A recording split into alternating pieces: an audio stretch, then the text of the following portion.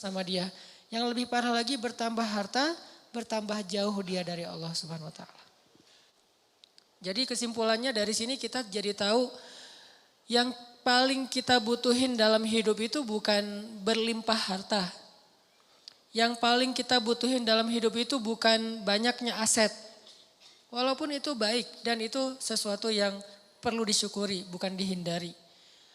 Dan kalau perlu kita perjuangkan. Tapi itu bukan yang paling kita butuhin dalam hidup.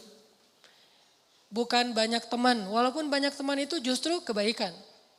Dan seorang muslim itu emang harus bermuamalah, harus terbuka, harus banyak teman, banyak sahabat, banyak pengikut kalau perlu. Tapi bukan itu nomor satunya. Karena kalau kita punya banyak harta, tapi Allah Subhanahu wa taala tidak memberikan kita kebaikan di dalamnya, maka harta itu tidak memberi manfaat apa-apa buat kita. Malah banyak banget orang yang dengan harta yang bertambah juga masalahnya. Bertambah harta, bertambah konflik keluarga. Bertambah harta, bertambah banyak musuhnya. Bertambah harta, bertambah banyak yang ilfil sama dia. Yang lebih parah lagi bertambah harta, bertambah jauh dia dari Allah Subhanahu wa taala. Jadi ada dua kondisi nih. Ada orang yang minta harta karena dia salah paham, dia pikir kalau banyak harta itu hidupnya jadi mudah. Tapi biasanya kalau dia nggak hati-hati dengan bertambah harta, dia bertambah jauh dari Allah. Karena mulai lalai. Kalau tadi ketika hartanya sedikit, dia nggak bisa lalai, kenapa? Nggak ada fasilitas, nggak ada modal, mau lalai gimana? Mau jalan nggak punya modal, akhirnya di rumah aja. Mau entertain diri nggak punya modal, akhirnya entertain biasa-biasa aja di rumah.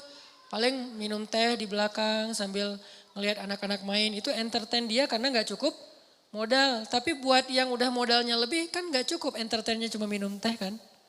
Buat orang yang punya harta lebih, masa kita malam mingguan cuma minum teh? Masa kita lagi liburan cuma di dalam kota aja gak kemana-mana? Kenapa?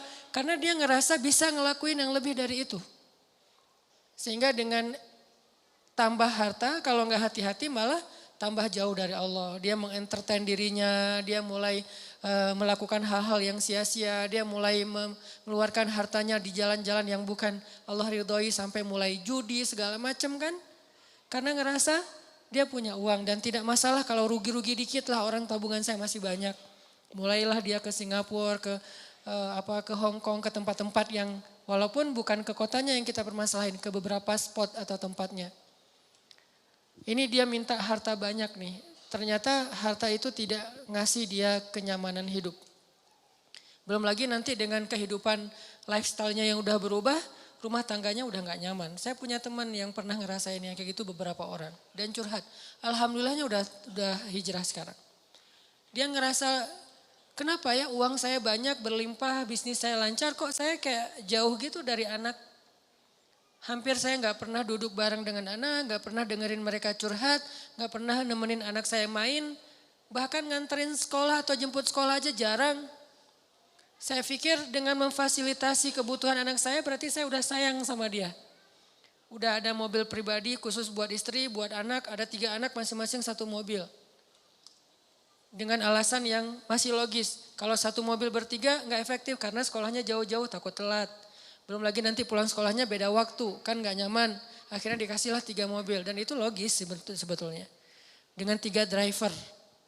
Bayar sekolah yang paling mahal. Kemudian di rumah masing-masing kamar tuh ada entertainnya dengan layar besar, layar datar gede dan segala macam, ada game segala macam. Pokoknya kehidupannya tuh udah sangat terfasilitasi, tapi kok nggak happy. Mungkin mereka nggak ngeluh masalah kurang makan, nggak ngeluh masalah kurang biaya, tapi mengeluh kurang sentuhan dari orang tua. Dia ngerasain itu. Karena semakin dia sukses, jaringan dia semakin luas, terus kerjaan dia semakin banyak, deadline-nya makin banyak yang mengepres dia, bikin dia benar-benar dalam keadaan stres tinggi. Belum lagi nanti tuntutan entertainnya lebih besar karena teman-temannya berharap ke dia. Kayak misalnya kita ada duit, pasti teman kita pengen ditraktirin. Kalau kita nggak punya duit, nggak ada yang ngajak kita karena nggak bakal ditraktirin. Jadi diam aja di rumah kan ya. Kalau misalnya dianggap kita sukses, kapan nih makan-makan kan suka gitu tuh. Kita baru dapat job nih, atau baru diterima kerja, atau baru selesai bisnis. Kapan nih makan-makan? Dan itu hal yang sangat wajar, natural terjadi. Sehingga keluar rumah pagi, pulang sore, malam harus keluar lagi buat entertain tamu segala macam. Dia punya beberapa Ferrari. Kadang-kadang balapan lagi, malam minggu balapan. Gak bahagia. Sampai akhirnya dia banting setir, dia tinggalkan semua itu, bahkan dia suka main ke Alexis dulu tuh. Dia bilang satu malam tuh bohong kalau orang bilang di sana biasa-biasa aja. Saya satu malam ngabisin di situ 150 juta Ustadz. 150 juta satu malam. Ini kata dia ya, bukan kata saya. Dan saya mah pengen pengen berdakwah, ya, curiga aja. Enggak lah. Niatnya berdakwah, pulang nauzubillah gitu. Dia 150 juta semalam menghabiskan di sana. Dan dia tahu beberapa orang tamu-tamunya yang dibawa ke sana tuh. Jadi wajar kalau uang ratusan juta juga gak cukup, buat entertain aja udah sekian. Belum lagi yang istrinya, yang tas Hermes-nya berapa sekali beli, sekali belanja. Belum lagi nanti biasanya kebutuhan mereka kan bertambah sesuai dengan kemampuan ya. Kayak misalnya tadinya kalau masih kemampuannya terbatas, naiknya motor bebek yang ngisi bensinnya paling Pertalite. Dan itu juga berapa sih sebulan gitu kan. Kalau udah yang cc-nya 4.000 mobil, belum lagi motornya, dari pajaknya aja udah beda. Dari servisnya aja udah beda. Pasti drivernya beda harga driver mobil Avanza sama driver yang udah pakai mobil-mobil mewah tertentu. Pasti beda harganya. Berarti bertambah kebutuhan bulanannya nih. Belum lagi mereka kalau mau tadi entertain itu udah beda seleranya. Kalau misalnya duit udah banyak, udah gak mau lagi jalan-jalannya dalam negeri dong. Minimal Singapura. Lagian kadang-kadang udah sampai ada kesan, bosan ke Singapura. Ke Singapura bosan. Kemana tuh? Ke Jepang? Bosan. Kemana? Ke Hong Kong? Bosan juga. Jadi banyak kota, banyak negara udah bosan. Maunya entah ke kutub atau ke planet lain gitu. Saking banyaknya duit. Dan itu natural terjadi loh. Pasti kayak gitu. Gak usah jauh-jauh kita aja kadang ngerasain walaupun bukan masalah bab luar negeri ya. Kayak misalnya tadinya jajan di warung juga udah cukup. Ketika nambah uang harus di mall. Yang tadinya beli baju tuh cuman di pasar, Andir juga cukup. Sekarang harus ke PVJ, ke TSB. Kenapa beda? Karena kemampuannya udah bertambah. Jadi seleranya juga nambah. Rasa-rasanya pakai baju yang gak ada brand itu kayak malu gitu. Ketika kita udah punya kemampuan, lebih semuanya harus branded. Kehitung aja dari ujung kepala sampai ujung kakinya itu berapa juta. Satu ini aja udah, kadang sepatu di rumahnya itu sampai beberapa lusin. Ada yang udah sampai lupa, saya punya sepatu itu ya sampai kayak gitu. Artinya ini kalau Allah kasih harta doang, bukan harta doang ya. Karena kalau harta masih ada kalimat berkah, baik. Jadi jangan menjudge orang kaya, bukan. Kalau cuman harta doang, ini kondisinya kayak gitu. Satu lagi kondisinya gak dikasih harta. Tapi Allah kasih sayang Allah. Allah kasih perhatian Allah. Allah bikin dia jadi preferred hamba. Jadi VIP. Dia mungkin gak punya harta. Tapi ketika dia butuh ada aja. Allah ngasih dia kebaikan sesuai dengan kebutuhan dia. Ya Allah, saya udah lama nih ngontrak pengen punya rumah sendiri. Tiba-tiba Allah mudahin rezekinya bisa beli. Udah gitu normal lagi rezekinya. Ya Allah, kayaknya saya butuh kendaraan biar lebih nyaman dalam beraktivitas. Biar lebih nyaman saya ngelakuin kegiatan-kegiatan sosial. Biar lebih nyaman saya berdakwah kalau dia seorang dai. Allah kasih harta, beli mobil sesuai dengan kebutuhan dia.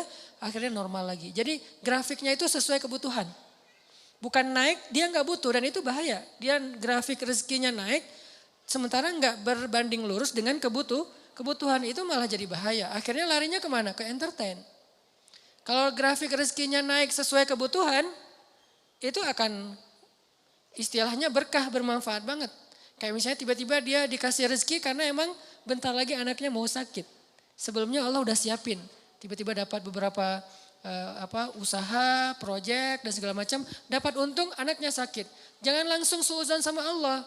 kayaknya nggak bisa nih saya dapat uang sedikit langsung dikasih ujian. Bukan, Allah kasih rezeki itu karena Allah udah tahu anak kita mau sakit. Disiapin dulu. Jangan dibalik. Giliran saya ada rezeki sakit, inilah itulah segala macam. Kayak nggak bisa aja saya pegang duit. Bukan, kebalik. Kalau Allah nggak takdirkan anaknya sakit, mungkin nggak ada rezeki sebelumnya. Jadi Allah siapin dia biar dia nggak panik. Karena Allah tahu batas kuota iman dia itu Allah tahu. Ada orang yang imannya dikasih ujian dulu baru dikasih pertolongan. Ada yang Allah imannya dikasih pertolongan dulu baru dikasih ujian. Kan beda-beda nih. Nah kita nggak tahu, kadang kita ngerasain disiapin dulu sama Allah baru dikasih ujian. Kadang-kadang juga dikasih ujian dulu baru dikasih pertolongan. Kadang-kadang nggak dikasih ujian aja ngeluh. Nah ini lebih parah lagi nih. Nah kadang kondisinya kayak tadi, kita disiapin dulu sama Allah, dimudahin dulu urusan-urusan kita, dilancarkan dulu rezeki kita, baru dikasih ujian. Kenapa kok tetap dikasih ujian? Karena Allah pengen ngelihat kita masih believe gak sama Allah, masih keep the faith gak, masih berdoa gak kepada Allah walaupun rezeki kita udah cukup nih untuk ngatasin masalah kita. Akhirnya kita pakai rezeki itu dan Allah pengen nguji juga kira-kira kita berat gak nih dengan ujian itu ketika Allah sudah memberi kita rezeki. Dapat uang misalnya baru kemarin ada project gitu dapat 100 juta. Udah gitu terjadi musibah, anak sakit, habis setengahnya 50 juta. Kita ngeluh. Aduh, kalau saya nggak ada masalah pasti saya masih utuh nih 100 juta. Enggak, justru Allah Subhanahu Wa Taala ngasih kita bonus 50 juta. Gara-gara Allah pengen ngasih kita ujian. Kalau nggak ada ujian mungkin 50 juta, 100 juta sama sekali nggak ada, nol. Hanya kebutuhan harian kita doang. Kenapa nggak berbaik sangka kayak gitu kepada Allah?